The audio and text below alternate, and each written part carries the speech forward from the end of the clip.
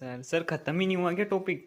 अरे यार खत्म कहां से होगा। इधर आओ इधर आओ। खत्म कहां से होगा, तुम बार बार में तो भाग जाते हो। इधर देखो, अब हमने बोला भैया पहला स्टेप हमने पढ़ लिया। किसका पहला स्टेप पढ़ लिया हमने? ये पूरा का पूरा हमने इनिशिएशन स्टेप पढ़ लिया ट्रांसलेशन का। अब इधर देखो, इनिशिएशन पढ़ने के बाद में हमने बोला स्टेप 2 है इलोंगेशन।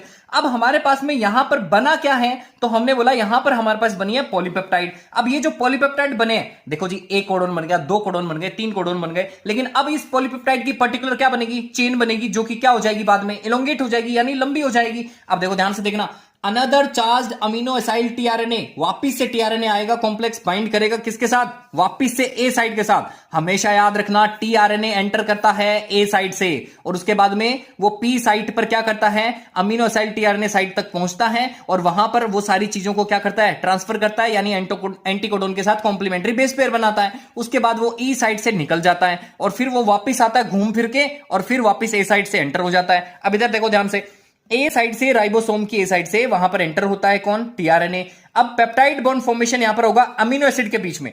अमीनो एसिड में भी COOH, देखो COOH, और साथ में कौन? NH3। इन दोनों के बीच में यहां पर ये जो बॉन्ड बन रहा है, ये कौन है? ये है पेप्टाइड बॉन्ड। ठीक है, अब ध्यान से देखना, यहां पर carboxyl group of amino acid at the P site and amino group NH3 of amino acid at A site. तो दोनों की साइट याद रखनी है कि COOH पे पी साइट है, मतलब NH3 के लिए ए साइट है। अब ये सारा जो पेप्टाइड बॉन्ड फॉर्मेशन हो रहा है, ये किस वजह से हो रहा है? तो हमने क्या बोला कि हेल्प ऑफ एंजाइम, जिसका नाम क्या है? Peptidyl transferase. ये एंजाइम तुम्हें याद रखना है।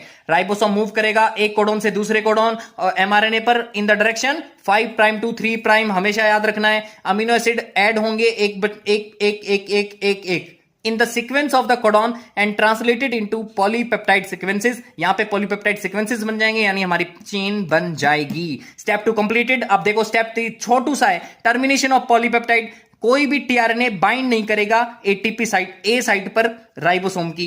रिलीज करेंगे वो फैक्टर्स जो कि बाइंड करेंगे किसके साथ? स्टॉप कोडॉन के साथ। भाई साहब स्टॉप कोडॉन आ गया तो रोकने वाला है। ट्रांसलेशन क्या हो जाएगा? टर्मिनेट हो जाएगा, रुक जाएगा। यहां पर फैक्टर्स कौन है? RF1, RF2, RF3, ये काम कर रहे हैं। फाइनली ये रिलीज करेंगे complete polypeptide from the ribosome. समझ में आया क्या? ये हमारा टॉपिक कंप्लीट।